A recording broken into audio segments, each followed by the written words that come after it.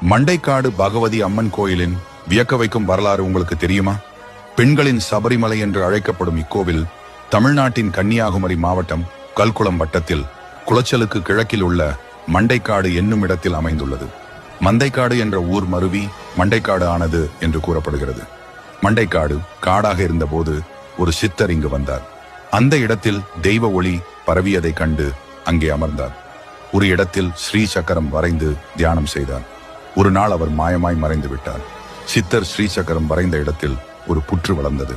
பல 100 ஆண்டுகளுக்கு முன் மண்டைக்காடு ஊர் சிறுவர்கள் கால்நடைகளை காட்டுப் பகுதிக்கு மேய்ச்சலுக்கு அழைத்து சென்று பனங்காயை தூக்கி போட்டு கம்பால் அடித்து விளையாடியுள்ளனர்.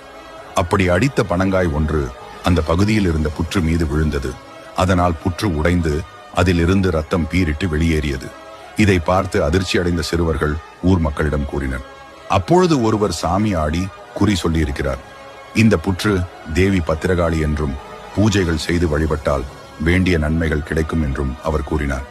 மேலும் புற்றின் உடைந்த பகுதியில் சந்தனம் பூசினால் ரத்தம் வருவது நிற்கும் என்றும் அந்த நபர் கூறினார். அதன்படி சந்தனம் அரைத்து புற்றின் மீது பூசியிருக்கிறார்கள். உடனே ரத்தம் வருவது நின்றது என்றும் கூறப்படுகிறது.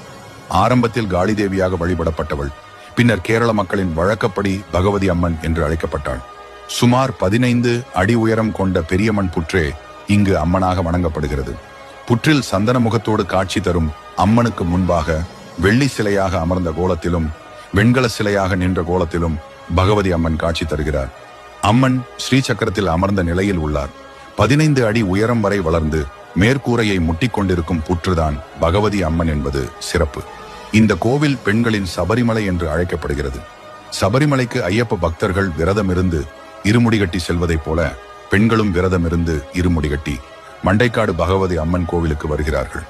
இந்த அம்மனை வேண்டிக் கொண்டு தொடங்கும் எந்த காரியமும் தடையில்லாமல் நடைபெறும் என்பது பக்தர்களின் நம்பிக்கை.